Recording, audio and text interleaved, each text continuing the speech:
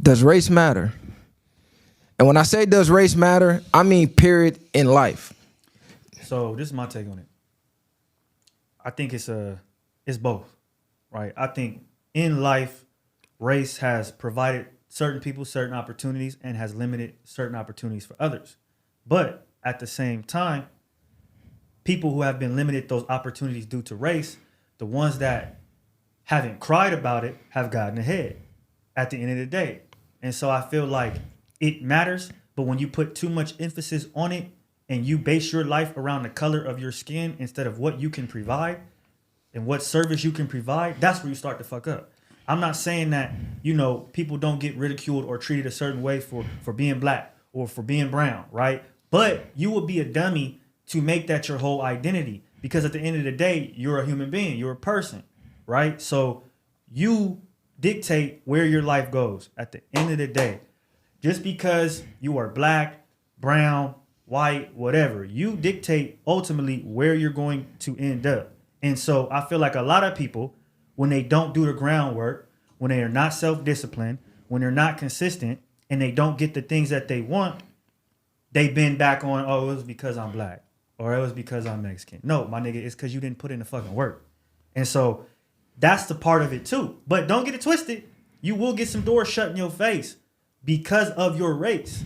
But at the same time, only so many doors are going to be shut until somebody open one up for you. But a lot of you niggas stop on the first door. And like I said, that from that point on, you live your life in that realm of, well, I'm not going to get shit because I'm black. That's it, man. I didn't get this job because of my name or whatever the fuck. You niggas do a lot of that shit. And you niggas are really just limiting yourself and not reaching your full potential and don't want to take accountability for it. So that's how I feel when it comes to race. It matters, but at the same time, a lot of us are putting a lot of too much emphasis on it to, have a lackluster, way about life. I'm going to say race matters to an extent, but I'm going to say that on a deeper level that is universal laws that trump race, that trumps anything else, and that matters. It's laws of vibration, it's laws of attraction, it's laws of different things that you able to manifest the things that you create in your life. So if you think a certain way, you move a certain way, you act a certain way, you attract certain things in a certain way. So that trumps the race. But I'm not gonna lie, like far as you being a person of me being a person of color, I've dealt with racism through my whole life. It get to a point where you accept it and move on. You don't allow that, like it is what it is. If they're not bringing it to your face in the forefront and ready to resolve it that way, but it can fuck with you in the workspace. It can fuck with you in certain things, but your thoughts and your vibrations, the things that you're putting out into the universe is going to still trump that, like regardless of whatever the case is. So we can use the race as a crutch and still keep blaming that shit. But at the end of the day, like I say, you are what you think. You are what you attract, and you are what you focus on. Your intentions is your attention. I mean, far as anything your attentions is on, your attention is going to attract that and whatever things you focus on during out the day. But like I say, you can't be a person that's negative 23 hours a day and be positive 1 hour a day and be expecting good shit to happen to you. You know what I mean? You got to focus on good shit. You got to focus on things that you want to attract the things that you want. And as I say, I speak this now, we as us as a collective, I like to talk about things that we want.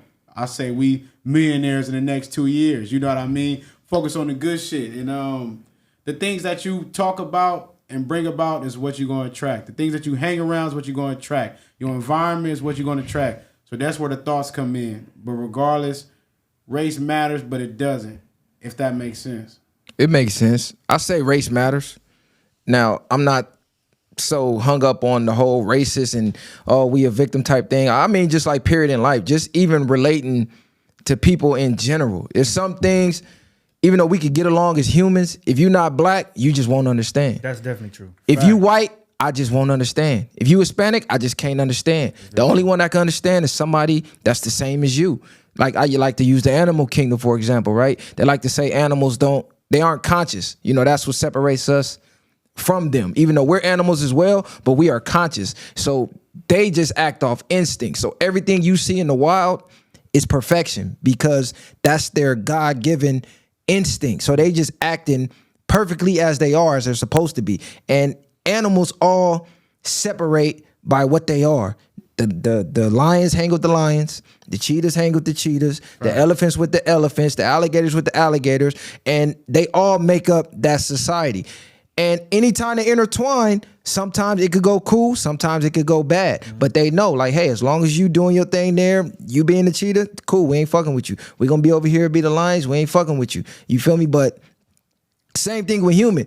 It don't necessarily gotta go bad because, like I said, we have consciousness, so we can differentiate between, okay, you my enemy because you a different color. Like, nah, we are all humans at the end of the day. But race absolutely matters. Like, I hate that we try to act like it don't, but it does. We all judge each other based off our race. You know what I'm saying? We all identify based off race. Like, just even being adults. If you work at a job where you're the only one of your kind, you start to feel alienated. Even if they embrace you, you just like, man, I just need to see somebody that look like me. Very true. You know what I'm saying? Because this is a struggle I have as a parent, where I want my kids to have a better education. So I moved to a school district that's in a nicer area, but these nicer areas cost more money. So it's going to be less people that look like you, like us, in these areas. So it's going to be predominantly white in these areas. So I send them to these schools. Yeah, they're getting a better education, but at what cost? Now they coming home, they having different type of problems where we might have gang problems over here. We might have, okay, they don't got the best books over here, but they feel a part of something. They feel accepted. Now over here, they got better books, they got better education, better opportunities, but now they feel alienated and they can't even concentrate on the work. They can't concentrate on learning things. This is shit that I'm dealing with in real life, in real time, that I took for granted. I ain't even gonna say I took for granted. I just overlooked it, thinking, you know, I'm providing a better opportunity. But that's when I realized, like, hey, 90% of what people learn and what's going to mold you into a person isn't what's in the home. It's your environment. It's the environment. Yeah. So what environment am I putting them in as black kids? Like, you know what I'm saying? So I had to think about that. But race matters. I mean, even interracial dating. How can I put this? I interracially date, right? And it's a lot of things that we can just never agree on, just simply because I grew up different than you. You know what I'm saying? You just won't understand. I could say it 50. You're not black. You're not gonna get me. No, that's what I'm saying. I could say it 100 different ways, but if you did not live it, you're not gonna understand. You don't experience what I experienced. You can say I understand. Yeah. And hold on, but on a deeper level, like a lot of these athletes, like I seen a video on social media where they was at a table with a bunch of black athletes at a table with a bunch of white women saying cheers to more light skinned kids. Like, the dudes fucking clowns. Weird shit. Because if you look at any other race, they're wealthy. They get together with their own race and keep that wealth in-house. Us, we date out. Like, oh, we finally made it. Now we can finally get our pick, and our wealth is leaving our communities and going to these other communities. So I feel like our rich and wealthy, y'all need to date black and have kids with black. That's how I feel. How you feel about that? I think that's true. I think that a lot of us, once we do get into some fame or some notoriety, we do go outside of our race. I interracial date as well, and I do think that are things that your partner just may not understand, right, due to that. But that's when you come in, you have to try to educate the best that you can. I also like what you said about the kids, because the reverse of that is the kid being so accepted that they lose themselves, right? That then they go outside the world and they don't really realize that they're black. Because I've ran into kids like that who they got all white homies, they're cool, and you know they've never necessarily dealt with the racism because they've been accepted for being the black dude or the black girl, and then they get outside and they have a rude awakening because it's like not everybody is nice as your six homies. You get what I'm saying? And so you're at this predominantly white school, and you might go through and have a negative, experience, or you might have an experience that makes you think you're white. And then you get up out there and you're not white, buddy, you're black. As for interracial dating, I interracial date. I have family that interracially dates, and you can see where there are parts like, you know, when the whole BLM thing was coming up, or just certain problems.